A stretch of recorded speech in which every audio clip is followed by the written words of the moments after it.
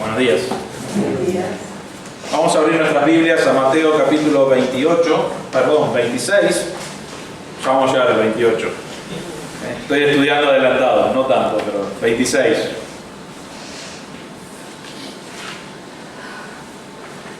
Bien, vamos a ver algo. Hubiese ido mucho mejor, me parece, este mensaje de la semana pasada, pero no importa, es importante igual y vamos a hablar de la última Pascua. No de la última que nosotros vivimos, que fue el domingo pasado, pero la última Pascua instituida realmente en el plan de Dios, la última vez que tenía propósito celebrarlo de la manera que lo hacían los judíos fue en Mateo capítulo 26, y el Señor va a instituir algo nuevo. Ahora, si recuerdan, la semana pasada miramos cómo el Señor se estaba preparando, o la preparación de su muerte, y lo miramos en diferentes personas. Los ancianos, los líderes religiosos, ¿qué querían hacer? Querían matar al Señor. Ellos querían cambiar el tiempo de Dios y por mucho tiempo querían matarlo, pero trataron y finalmente cuando dijeron no lo matemos durante la fiesta porque la multitud capaz que se vuelve loco, el plan de Dios era que muera en la Pascua como nuestro sacrificio una vez y para siempre. Después miramos la adoración de María. María derramó, si recuerdan, el perfume que valía un año de trabajo, 300 denarios, y puso eso sobre la cabeza del Señor en forma de adorarle. No sabemos bien si sabía que venía la muerte de Cristo, si lo había entendido, porque lo había escuchado, pero no sabemos si lo había entendido.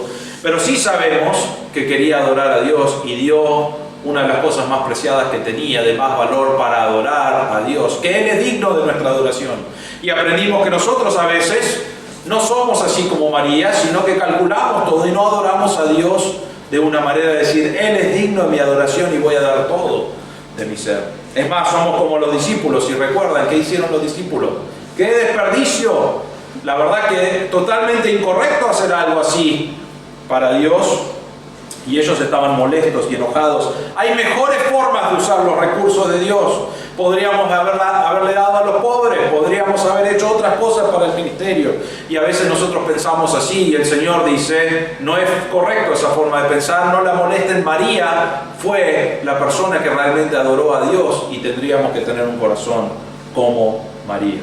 Y miramos finalmente que Judas, habiendo visto el desperdicio, entre comillas, del perfume, se fue enseguida, probablemente fue la gota que rebalsó el vaso, y fue y dijo a los principales sacerdotes, ¿qué me van a dar si yo los entrego a Jesús?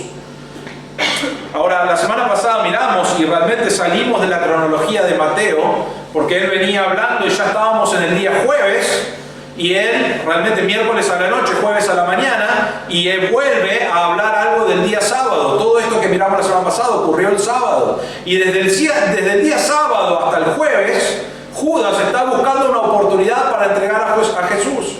Está buscando un momento cuando Jesús esté libre o que no esté con todas las multitudes para poder entregarlo por las 30 piezas de plata.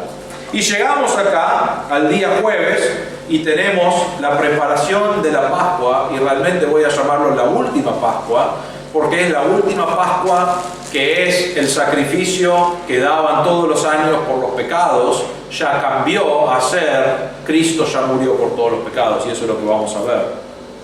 Antes de meternos acá,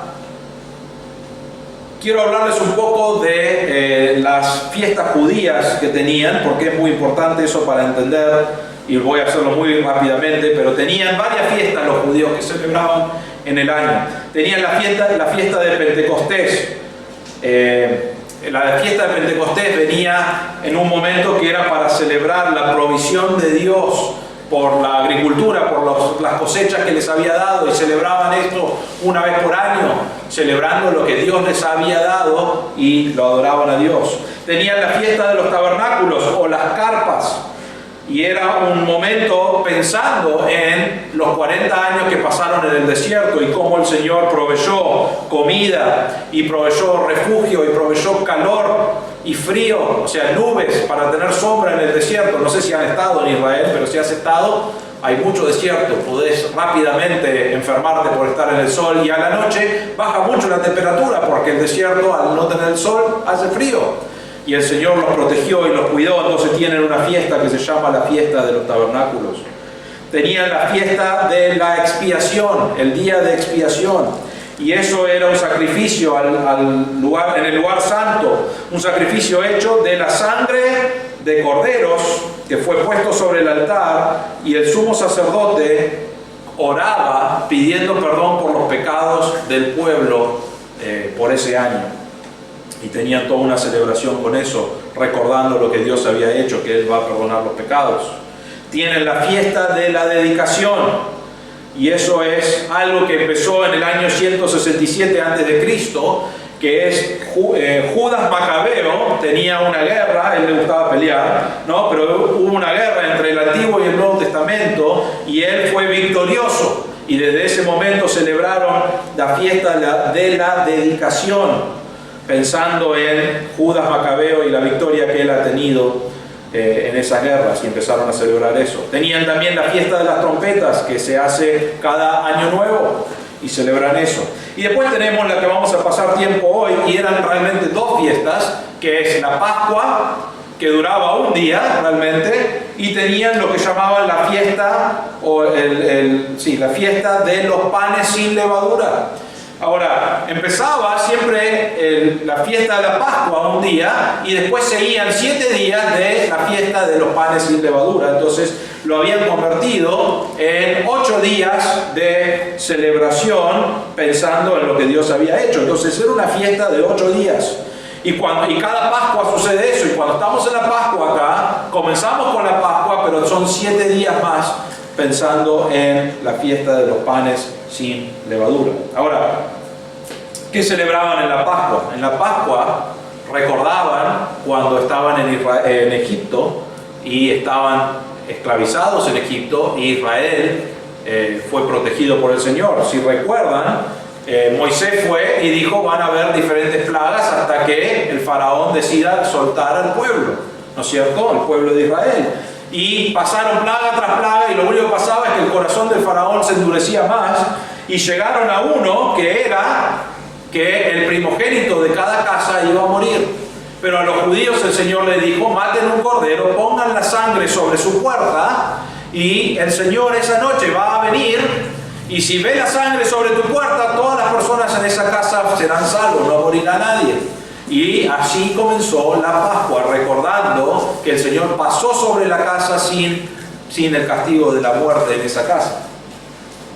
Y hasta este momento realmente era una de las celebraciones más importantes y más largas, porque hace 1500 años que estaban celebrando la Pascua, y ahora, y todavía están pensando en cuando el Señor protegió o pasó de largo sobre la casa que tenía la sangre en la puerta.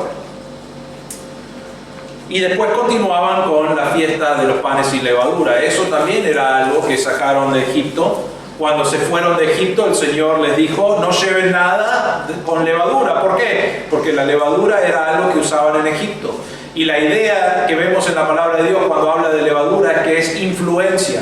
Y lo que el Señor estaba diciéndole a Israel es: no lleven nada de la influencia de Egipto. Voy a armar mi propio pueblo, que ya lo tenía, pero van a tener reglas individuales, no van a tener influencia de otros países, y quiero que dejen todo lo de Egipto allí en Egipto. Y eso es lo que hicieron, y empezaron a celebrar la fiesta de los panes sin levadura. Llegaron al punto, creo que lo tengo acá, no, eso no. Llegaron acá a que tenían reglas en Éxodo 12, versículo 18 al 20, lo voy a leer de acá, no lo tengo, pero dice: en el mes primero comeréis los panes sin levadura, desde el día 14 del mes por la tarde hasta el día 21 del mes por la tarde. Por 7 días no habrá levadura en vuestras casas, porque cualquiera que coma algo leudado, esa persona será cortada de la congregación de Israel, ya sea extranjero o nativo del país. No comeréis nada leudado, en todo lugar donde habitéis comeréis panes sin levadura. Entonces, era tan grande esto que el padre sacaba a toda la gente de la casa y pasaba por toda la casa buscando algo, si había levadura, y lo tiraba. Se deshacía, limpiaban todas sus casas por las dudas si había algo con levadura, porque lo que pasaba es que te cortaban de la congregación de Israel, ¿no es cierto? Entonces lo veían como algo muy grave. Entonces, Tenías la Pascua y tenías los 7 días de los panes, de la fiesta de los panes sin levadura, pensando en diferentes cosas que el Señor había hecho. Y allí llegamos al versículo 17 de acá, 26, capítulo 26, versículo 17, y vamos a leer hasta el 25, dice así, perdón, hasta el 30. Dice: el primer día de la fiesta de los panes sin levadura se acercaron los discípulos a Jesús, diciendo: ¿dónde quieres que te hagamos los preparativos para comer la Pascua? Y él respondió: id a la ciudad, a cierto hombre, y decidle: el maestro dice, mi tiempo está cerca, quiero celebrar la Pascua en tu casa con mis discípulos. Entonces los discípulos hicieron como Jesús les había mandado y prepararon la Pascua. Al atardecer estaba él sentado a la mesa con los 12 discípulos, y mientras comían dijo: en verdad os digo que uno de vosotros me entregará. Y ellos, profundamente entristecidos, comenzaron a decirle uno por uno: ¿acaso soy yo, Señor? Respondiendo él dijo: el que metió la mano conmigo en el plato, ese me entregará. El Hijo del Hombre se va, según está escrito de él, pero ay de aquel hombre por quien el Hijo del Hombre es entregado. Mejor le fuera a ese hombre no haber nacido. Y respondiendo Judas, el que le iba a entregar, dijo: ¿acaso soy yo, Rabí? Y él le dijo: tú lo has dicho. Mientras comían, Jesús tomó pan y, habiéndolo bendecido, lo partió, y dándoselo a los discípulos, dijo: tomad, comed, esto es mi cuerpo. Y tomando una copa, y habiendo dado gracias, se la dio, diciendo: bebed todos de ella, porque esto es mi sangre del nuevo pacto, que es derramada por muchos para el perdón de los pecados. Y os digo que desde ahora no beberé más de este fruto de la vida, hasta aquel día cuando lo beba nuevo con vosotros en el reino de mi Padre. Y después de cantar un himno, salieron hacia el monte de los olivos. Tenemos acá, a modo de introducción todavía, pero en el versículo 17, tenemos lo que llamaríamos la preparación de la Pascua. Dice: el primer día de la fiesta de los panes sin levadura, que es la Pascua. Porque empezaba con la Pascua y lo habían juntado todo, entonces ya lo tenían como una sola cosa. Dice: se acercaron los discípulos a Jesús diciendo: ¿dónde quieres que te hagamos los preparativos para comer la Pascua? Ahora es interesante eso, nos están diciendo acá: ¿dónde vamos a comer la Pascua? Ahora, hace unos días atrás estaban en Betania, en la casa de Simón el leproso. También estaba allí la casa de Lázaro y de María y Marta, que siempre estaban comiendo allí y estaban descansando. Entonces, la pregunta es: ¿por qué no iban a preparar la comida allí? Y la respuesta es: hay una regla o una ley judía que durante la Pascua tenías que cenar la comida de la Pascua dentro de la ciudad de Jerusalén. Entonces, para cada Pascua vos tenías que venir, preparar el cordero en el templo, que vamos a hablar de eso en un momento, pero tenías que preparar eso, tenías que tener todo dentro de las paredes de la ciudad. O sea que tenían, Josefo el historiador estima que había más de 2 millones de personas que vinieron para esta Pascua. Entonces de repente vinieron para esta Pascua 2 millones de personas, se tenían que reunir dentro de las paredes de la ciudad, buscar una casa, y en cada grupo la regla es que había entre 10 y 20 personas, ¿no? Entonces en cada casa había un grupo de 10 o 20 personas que se juntaba para comer del cordero que habían preparado. Así que pueden imaginarse que las casas estaban completamente llenas, no había lugar para tener esto que era por ley, tenía que ser dentro de las paredes de la ciudad. Entonces ellos le están diciendo: Señor, ¿dónde vamos a hacer esto? Porque tenemos que preparar las cosas. ¿Qué es lo que tenían que hacer? Tenían que llevar su cordero que iban a mandar como sacrificio, y de 3 a 5 de la tarde tenían que llevarlo al templo, y ahí lo tenían que sacrificar, lo tenían que cocinar en esas 2 horas, todos juntos, ¿no es cierto? Pero se tenían que llevar, prepararlo y después llevarlo a donde lo van a comer. Y la regla es: lo tenían que comer antes de las 12 de la medianoche, o sea, antes de la medianoche.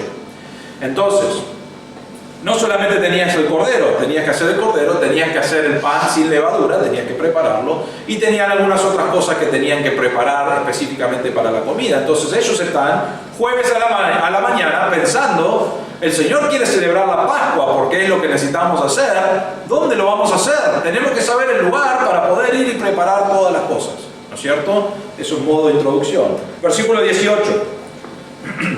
Y él le respondió: id a la ciudad a cierto hombre y decidle: el maestro dice, mi tiempo está cerca, quiero celebrar la Pascua en tu casa con mis discípulos. Le dice: id a cierto hombre. Otra vez, ¿cuántas personas hay en la ciudad de Jerusalén en este momento? 2 millones de personas, ¿no?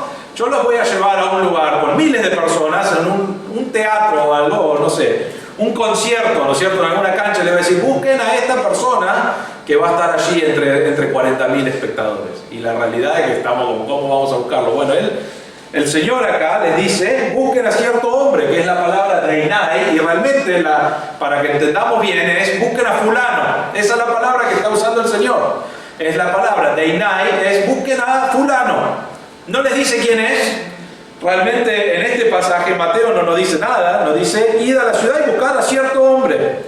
En Marcos, capítulo 14, que lo tengo acá, versículos 13 y 14, nos dice que, o sea, Marcos habla un poco de esto y dice: y envió a dos de sus discípulos y les dijo: id a la ciudad y allí os saldrá al encuentro un hombre que lleva un cántaro de agua, seguidle. Y donde él entre, decida al dueño de la casa, el maestro dice: ¿dónde está mi habitación en la que pueda comer la Pascua con mis discípulos? Ahora ahí hay un poco más de información, ¿no es cierto? Dice que va a salir al encuentro, no sabemos bien cómo va a ser, pero hay algo que es clave: este hombre va a estar llevando agua.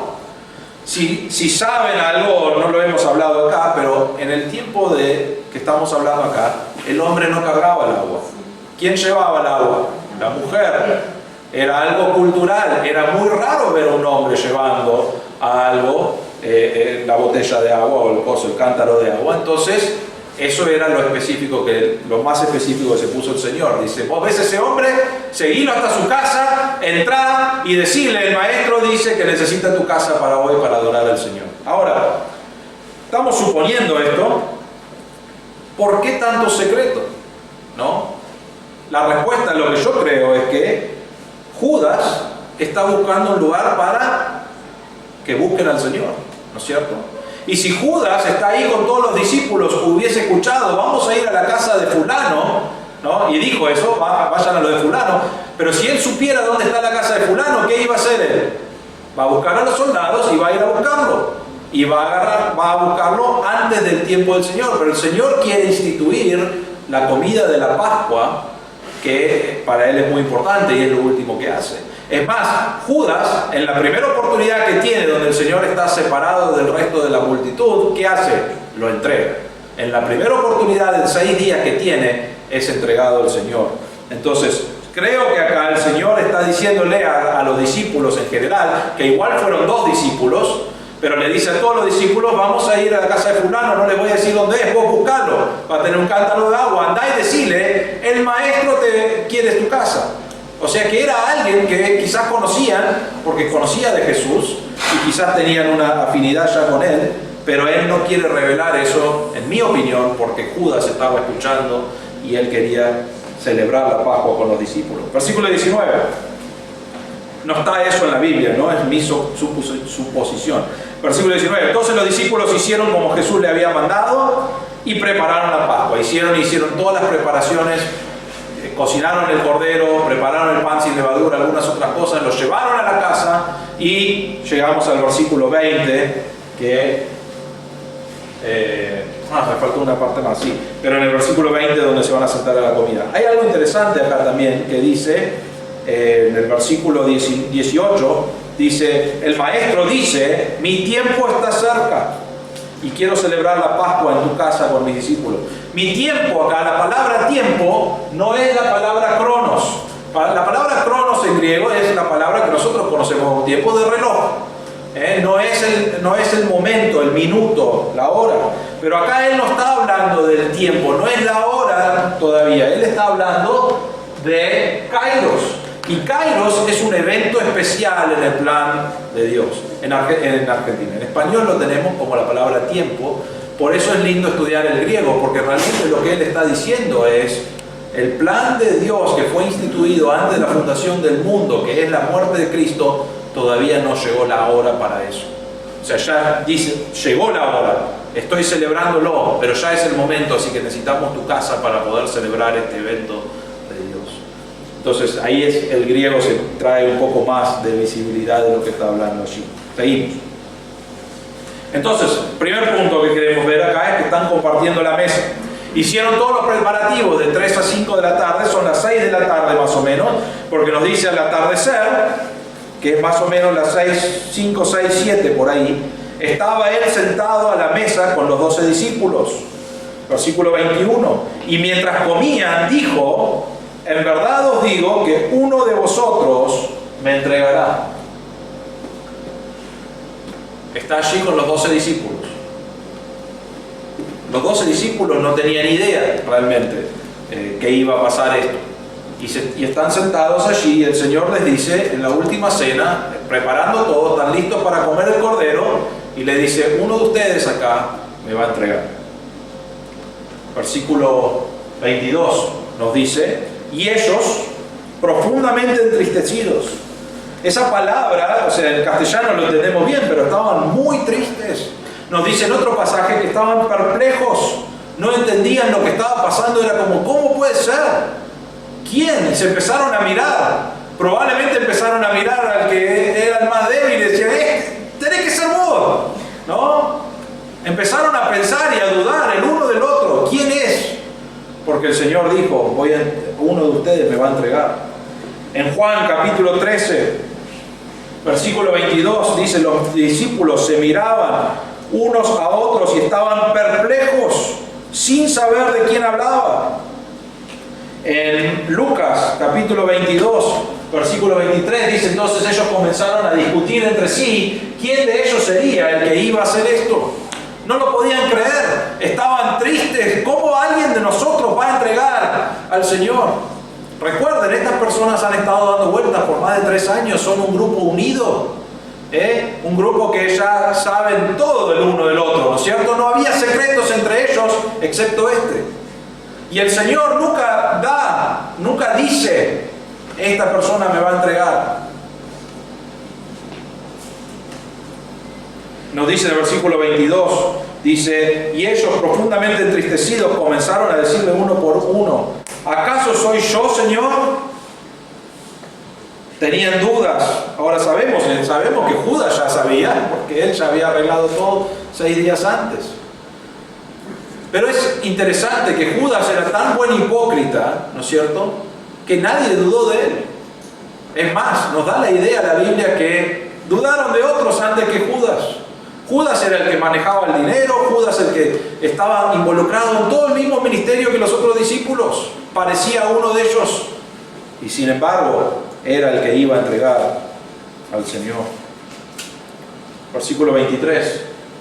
El Señor nos dice, respondiendo él dijo, el que metió la mano conmigo en el plato, ese me entregará.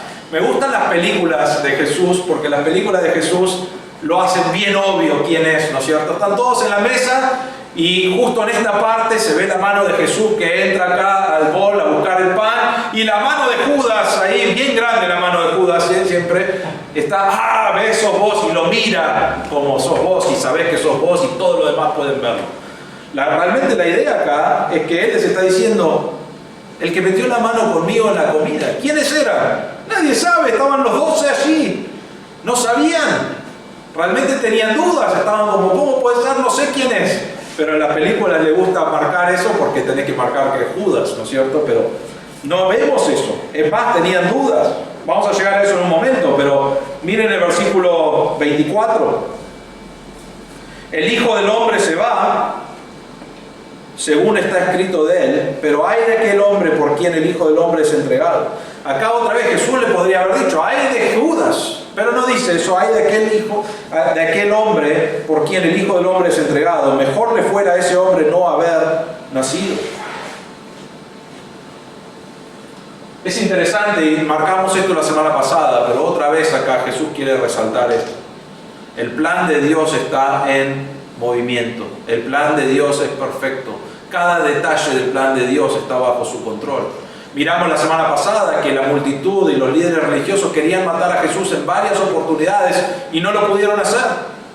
Y después, cuando se reunieron, dijeron, vamos a matarlo, pero vamos a esperar que pase esta fiesta, porque no queremos tener un lío, se va a bajar la multitud, porque los números se van a volver a un número normal, y ahí lo podemos matar. Entonces su plan era esperar.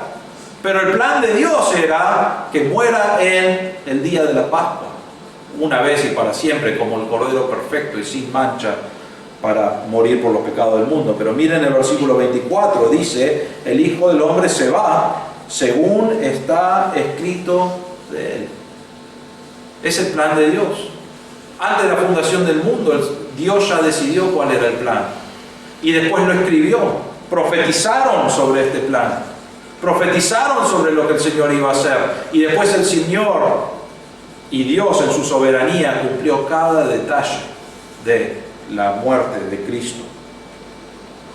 En Hechos capítulo 2, versículo 23 nos dice, a este, que está hablando de Jesús, entregado por el plan predeterminado y el previo conocimiento de Dios, clavasteis en una cruz por manos de impíos y le matasteis. Esto es el plan de Dios.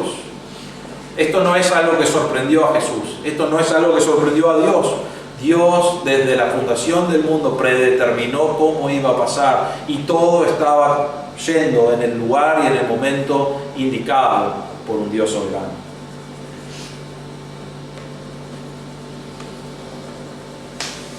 Ahora, ¿qué significa eso para Judas? Porque en el versículo 24 él dice, bueno, está escrito y dice, pero hay de aquel hombre por quien el Hijo del Hombre es entregado. Mejor le fuera a ese hombre no haber nacido. La palabra hay, y hemos mirado eso mucho en Mateo, es la idea de maldición. Tened cuidado, viene un castigo fuerte sobre tu vida. ¡Ay! De aquel hombre por quien el Hijo del Hombre es entregado. Ahora Judas, si bien era el plan de Dios, y Judas en su maldad y en su pecado y realmente en su rechazo de la gracia de Dios y la misericordia de Dios que fue ofrecido por más de 3 años, él escuchó la palabra de Dios, él tenía oportunidades de creer, él tenía oportunidades de descansar en la gracia y misericordia de Dios y no lo hizo. Y Dios sabía que no lo iba a hacer, pero no es que, y Dios, habiendo predeterminado cómo iba a pasar, Dios dice, va a pasar así. Judas en su maldad y en su rechazo fue el que lo entregó. ¿Cómo funciona eso lógicamente? Nosotros no lo entendemos, pero descansamos en esas dos verdades. Dios determinó antes de la fundación del mundo cómo iba a ser. Judas tuvo oportunidades y en su pecado rechazó igual a Cristo y terminó siendo utilizado en su maldad y su pecado por Dios para cumplir con el plan de Cristo. Eso no significa que Judas no va a recibir castigo o que él no tenía la culpa porque estaba en el plan de Dios. No, él tuvo oportunidad de creer. Él rechazó y rechazó y rechazó y rechazó. Y después llegó a este punto donde entregó al Señor. Y el Señor acá está diciendo, ay de aquel hombre, realmente va a ser maldito en gran manera. Nos dice, mejor le fuera a ese hombre no haber nacido. Sabemos esto o entendemos esto de la Biblia, porque no hay un versículo que lo dice específicamente, pero vemos que cuando habla de personas que tienen más conocimiento o más oportunidad de creer, cuando fueron presentados con el Evangelio, cuando fueron presentados con Cristo en diferentes maneras o con más oportunidades, y lo rechazan, la idea de la Biblia siempre es que reciben más castigo en el infierno. Cuanto más oportunidades tenés de conocer a Cristo o de rechazar a Cristo, más castigo tenés en el cielo, en el infierno, perdón. Y eso es lo que vemos vez tras vez en la palabra de Dios. Y acá vemos una referencia a eso. Acá tenemos a Judas que pasó el tiempo con el Señor ministrando, haciendo todas las cosas.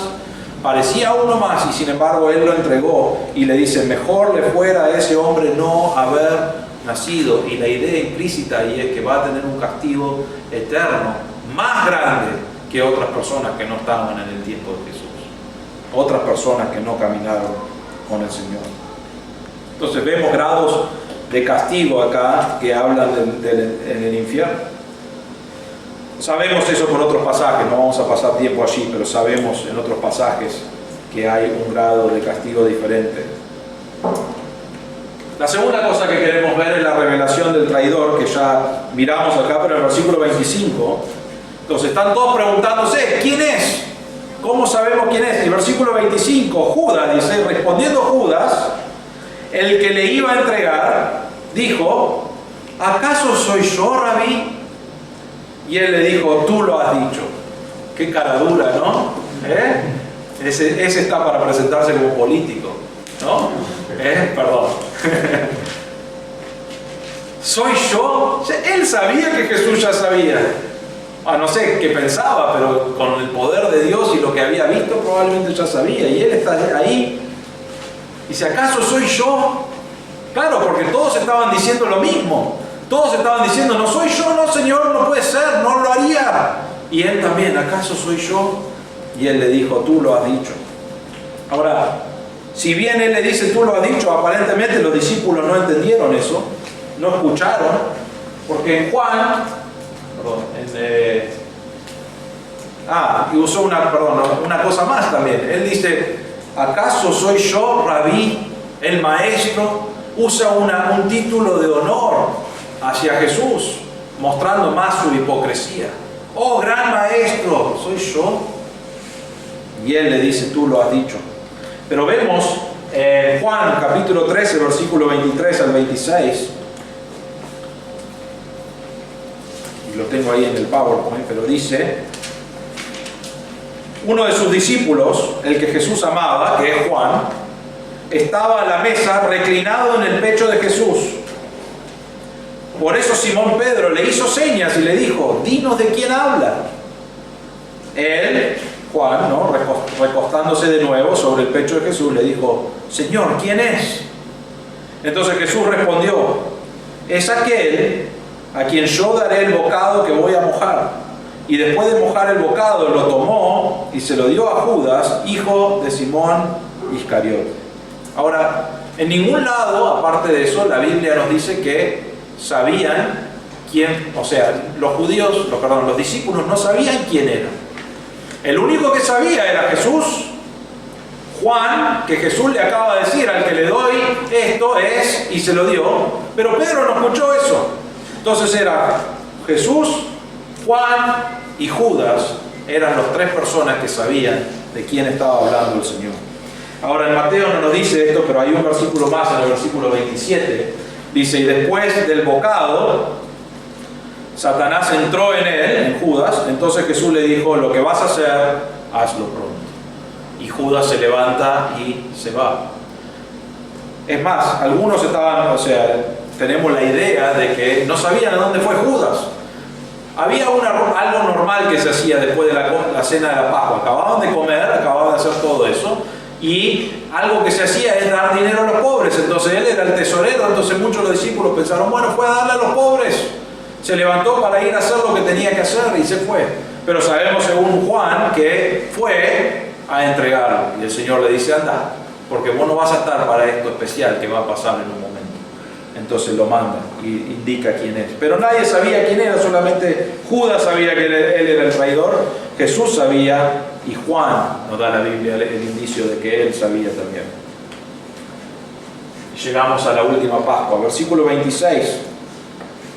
Nos dice, mientras comían, Jesús tomó pan y habiéndolo bendecido, lo partió y dándoselo a los discípulos, dijo, tomad, comed, esto es mi cuerpo. Y tomando una copa y habiendo dado gracias, se la dio, diciendo, bebed todos de ella, porque esto es mi sangre del nuevo pacto, que es derramada por muchos para el perdón de los pecados. Y os digo que desde ahora no beberé más de este fruto de la vid, hasta aquel día cuando lo beba nuevo con vosotros en el reino de mi Padre. Por 1500 años, la Pascua ha sido establecido como realmente uno de las principales fiestas de celebración que tenían los judíos. Está en la ley mosaica, y cada año los judíos devotos al Señor, que querían adorar al Señor, hacían un viaje hasta Jerusalén para adorar a Dios en la Pascua. Esto era la vida de los judíos y hacían esto completamente. Y hasta este año la Pascua fue autorizada por Dios. Eso era lo que decía la palabra de Dios que debían hacer. Pero lo que vamos a ver ahora en el versículo 26 al 30 es que Él hace una nueva, Él lo llama un nuevo pacto. Es algo nuevo. La Pascua, celebrada como lo celebraban hasta ese momento, termina acá y Él empieza con algo nuevo. En versículo 26 nos dice: mientras comían, Jesús tomó pan y habiéndolo bendecido lo partió y dándoselo a los discípulos dijo: tomad, comed, esto es mi cuerpo. Y tomando una copa y habiendo dado gracias se la dio diciendo: bebed todos de ella, porque esto es mi sangre del nuevo pacto, que es derramada por muchos para el perdón de los pecados. ¿Qué hacían en la Pascua?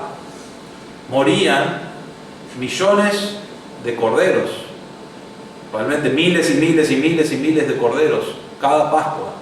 ¿Para qué? Para pensar en el futuro, cuando iba a venir alguien que iba a poder pagar por los pecados del mundo. Pero hasta ese momento había derramamiento de sangre para el perdón de pecados. Pero no importa cuántos miles o millones de corderos matabas, no limpiaba el pecado. Solamente era para pensar en el futuro, cuando alguien sí iba a morir y morir por los pecados del mundo, que es lo que hizo Jesús.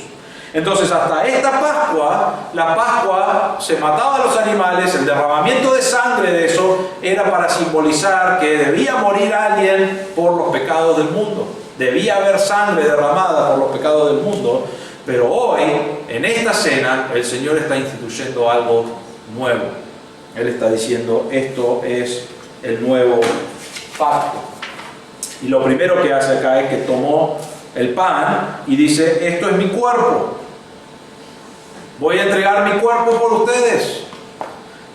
Comían pan y tomaban la copa, pero dice: esto es mi cuerpo, voy a entregar mi cuerpo, voy a sacrificarme, voy a derramar mi sangre, nos dice el versículo 28, porque esto es el nuevo pacto. Ahora, cada vez que había un pacto en la palabra de Dios, había derramamiento de sangre. Siempre que había un pacto. Dios hizo un pacto con Abraham. Y para concretar ese pacto, ¿qué hicieron? Sacrificaron un animal. Había un derramamiento de sangre. Dios hizo un pacto con Moisés, y el pasaje está acá, dice: entonces Moisés tomó la sangre y la roció sobre el pueblo y dijo: he aquí la sangre del pacto que el Señor ha hecho con vosotros según todas estas palabras.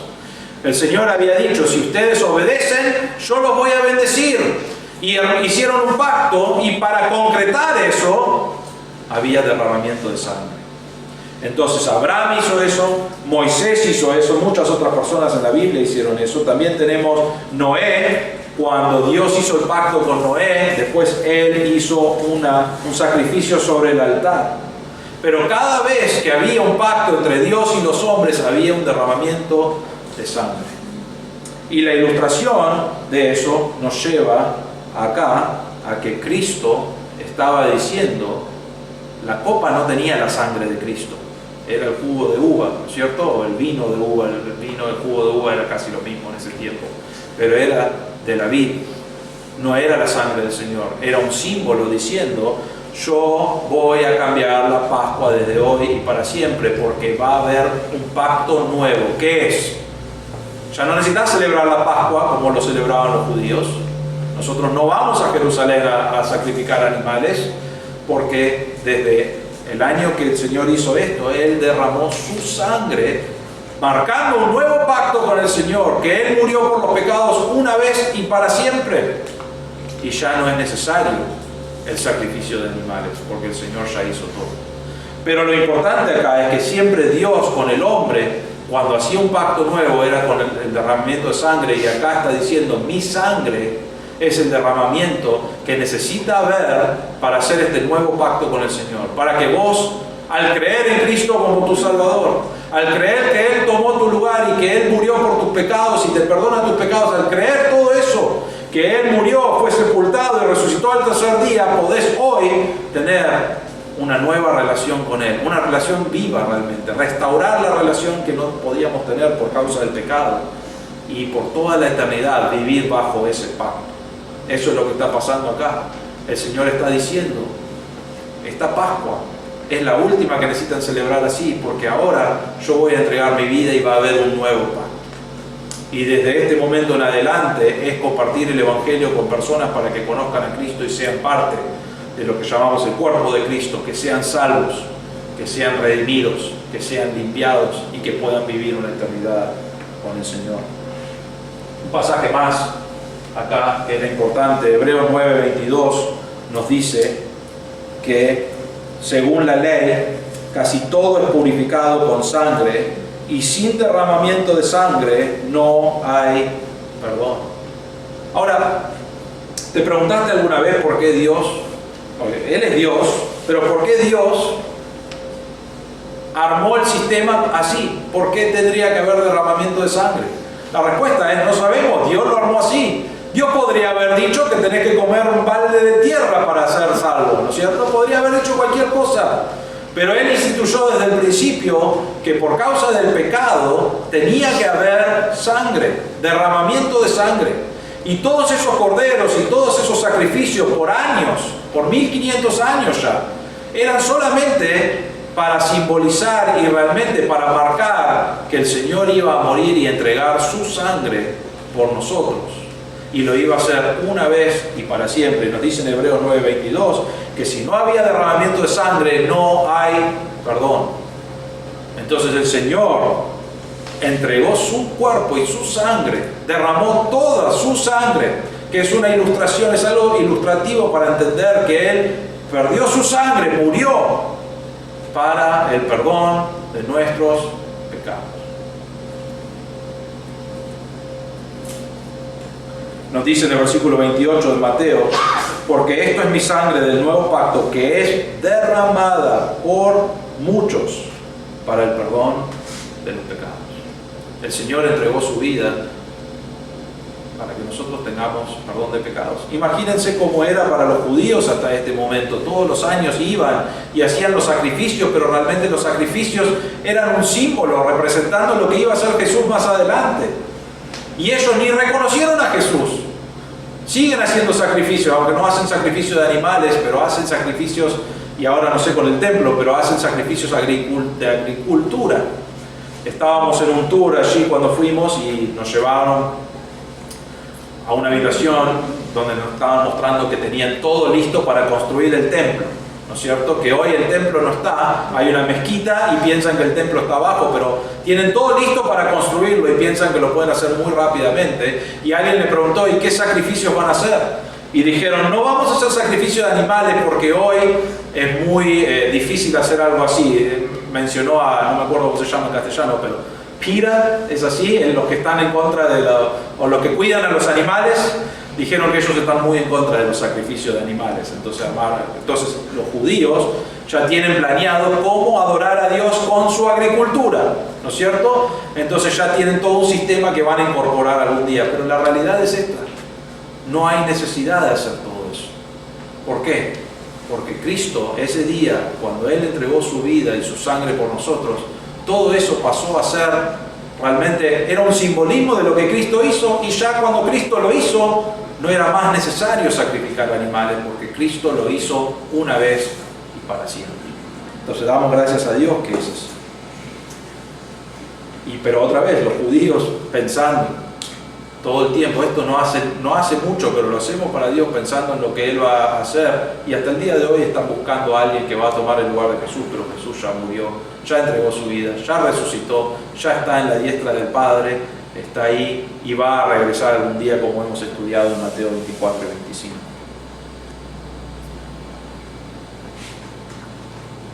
Creo que ya está. Versículo 29. Una cosa más del versículo 28. Nos dice, porque esto es mi sangre del nuevo pacto que es derramada por muchos. Ahora, no voy a entrar a una clase de teología. Primero porque no tenemos tiempo, y segundo porque van a salir más confundidos de lo que entraron.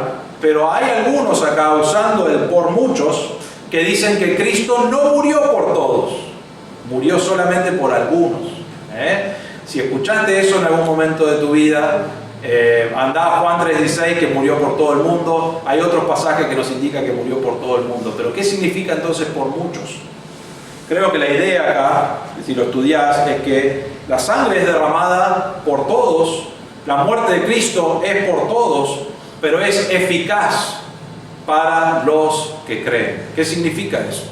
Significa que aunque Cristo murió por todos, no todos van a ser salvos. ¿Por qué? Porque rechazan creer, porque deciden no creer. Y solamente las personas que creen son las que realmente reciben el perdón de pecados por lo que Cristo hizo. Eso es lo que está diciendo acá. No está diciendo que murió solamente por algunos, murió por todos. Pero el beneficio de su sangre, de su muerte y todo lo que Él hizo y el perdón de pecados es solamente para el que cree. Y eso es lo que nos está indicando la palabra por muchos. Acabo de resumir una clase de 12 semanas, 3 horas por semana, y lo hice bien. Versículo 29. Yo digo que desde ahora no beberé más de este fruto de la vid hasta aquel día cuando lo beba nuevo con vosotros en el reino de mi Padre. Dice, bueno, no voy a celebrar más esto de la vid hasta que esté en el reino, hasta que esté con vosotros en el reino de mi Padre. ¿Cuándo va a ser eso? Futuro, no sabemos. El Señor puede regresar pronto, ¿no es cierto? Pero no sabemos, todavía no va a ser, pero tenemos la promesa de que va a volver. Y es interesante esto porque creo que la idea que nos da es que vamos a estar celebrando esto en la eternidad con Él. No es que vamos a estar tomando vino, no es eso el propósito de lo que Él está diciendo. Él está diciendo, vamos a recordar el sacrificio que hice, es lo que está diciendo Cristo, el sacrificio que hice, y lo vamos a recordar y adorar por toda la eternidad. Creo que es eso lo que está indicando este pasaje. Entonces Jesús dice, voy a volver, no voy a tomar más jugo de uva hasta que vuelva, y vamos a reunirnos, vamos a estar en el reino, vamos a estar glorificando a Dios Padre, y vamos a estar recordando que podemos glorificar a Dios Padre por el sacrificio que hice en la cruz por cada uno de ustedes. Qué gran promesa y qué gran verdad para nosotros. Vamos a disfrutar de la eternidad y probablemente recordar vez tras vez tras vez el sacrificio de Cristo que nos permite estar en el reino de Dios. Gloria a Dios que es así. Versículo 30 termina y dice, y después de cantar un himno, salieron hacia el monte de los olivos. Era común cantar un himno en esta noche de Pascua, ¿no es cierto? Cuando celebraban. Y todo esto lo tenían que hacer antes de las 12 de la noche. Y vamos a ver, después de las 12 de la noche empiezan a caminar hacia el monte de los olivos y viene Judas y con los soldados y se los lleva a ser crucificado realmente. Pero esto todo empieza después de las 12 de la noche y eso lo vamos a mirar la semana que viene. Entonces, la última Pascua instituida por Dios, ordenada por Dios para recordar lo que el Señor iba a hacer. Pero es la primera Pascua verdadera donde podías recibir perdón de pecados completo para siempre por medio de lo que Cristo hizo. Así que damos gracias a Dios que nosotros vivimos en un tiempo donde no tenemos que celebrar algo que algún día va a venir, sino que hoy podemos tener el perdón de pecados. Hoy podemos ser limpios. Hoy puedo glorificar a Dios porque puedo tener una relación personal con Dios. Qué grande que es así y qué lindo que es así. Entonces, si estás aquí y no conoces a Cristo o no has recibido el perdón de pecados que Él ofrece al morir en la cruz, la Biblia dice que necesitas darte cuenta que sos un pecador. Nacimos todos en pecado. Y la Biblia dice, necesitas darte cuenta primero que sos un pecador. Y necesitas arrepentirte porque tu pecado es rebeldía hacia Dios. Es pecado hacia Dios. Te afecta, sí, afecta a diferentes cosas en tu vida, pero es pecado hacia Dios. Un Dios santo que no puede estar en la presencia de pecado. Y reconoces tu pecado, te das cuenta de tu pecado, te arrepentís de tu pecado y te das cuenta que Cristo entregó su cuerpo, entregó su sangre, derramó su sangre sobre la cruz por tu maldad y mi maldad y pagó por todos los pecados y fue sepultado. Y si hubiese terminado ahí, estamos perdiendo nuestro tiempo, pero no terminó allí, porque al tercer día Cristo resucitó y al resucitar tuvo victoria sobre la muerte, victoria sobre el pecado, victoria sobre Satanás. Y si crees, dice la palabra de Dios, si crees que Él murió en la cruz por tus pecados, podés y serás salvo. Significa que tenés perdón de pecados, significa que podés tener una relación personal con Dios que antes no podías tener porque tu pecado impedía eso. Significa que porque Cristo murió en la cruz, ahora yo puedo glorificar a Dios con mi vida, obedeciéndole por medio de lo que dice la palabra de Dios, y algún día vamos a glorificarle por toda la eternidad. Pero todo eso sucede solamente si crees en Cristo como tu Salvador. Entonces, si vos hoy no conoces a Cristo como tu Salvador, te animo ahí donde estás en tu corazón a poner tu confianza en Cristo, a arrepentirte de tus pecados y creer que Él tomó tu lugar. Hermanos, si ya conoces a Cristo como tu Salvador, Dios te ha salvado. Primero, no por nada bueno que vio en vos o en mí. Nos ha salvado por su gracia y su misericordia. Y el deseo de Dios es que vivamos para Él. Y nosotros debemos pensar en nuestra vida y decir, si Dios hizo tanto por mí, entregar su vida para el perdón de pecados, para que yo pueda tener una relación con Dios, el deseo de mi corazón debe ser de glorificarle, de vivir para Él, de crecer, de obedecerle, para darle gloria a Él. Algún día vamos a glorificarle por toda la eternidad y no va a haber pecado, y va a ser, quizás decir, más fácil, sí. Pero Él no quiere que esperemos a llegar al cielo para obedecerle y glorificarle. Él quiere que le obedezcamos y le glorifiquemos por Él. Entonces la pregunta que hago es, si conoces a Cristo como tu Salvador, ¿estás viviendo de acuerdo a la palabra de Dios? ¿Estás obedeciendo la palabra de Dios? Cuando la palabra de Dios te marca que en tu vida hay pecado, ¿estás cerrando la palabra de Dios y olvidándote? ¿O estás diciendo, necesito arreglar eso con el Señor? Y lo estás haciendo. Ese es el desafío que tenemos, porque el Señor ha hecho todo por nosotros. Y hoy nosotros debemos decidir si vamos a obedecerle o no. Si vamos a glorificarle con nuestra vida o no. El cielo está garantizado, no lo podés perder en sí. Si realmente crees en tu Salvador, no lo podés perder. Pero sí podés vivir para el Señor o malgastar tu vida en otras cosas que no es para el Señor. Entonces la pregunta que te hago para terminar es, ¿estás obedeciendo la palabra de Dios y buscando glorificar a Dios con tu vida? Oramos que así sea. Vamos a orar. Padre nuestro, te damos gracias por tu palabra, Señor. Te damos gracias por las verdades que vemos en este pasaje. Señor, te damos gracias que aún siendo pecadores y realmente enemigos tuyos, enojados, maldiciéndote, rebeldes hacia ti, a pesar de todo eso, Señor, tu plan predeterminado antes de la fundación del mundo, de mandar a tu Hijo a morir en una cruz, que es santo y puro, y realmente a cargar nuestros pecados sobre Él. Señor, te damos gracias que Él derramó su sangre, que Él entregó su cuerpo, que Él fue el sacrificio perfecto, una vez y para siempre, y te damos gracias que Él vino y hizo eso para que nosotros hoy podamos tener perdón de pecados y una relación personal contigo y una eternidad que nos espera glorificándote por todos los tiempos. Señor, te damos gracias por esa verdad.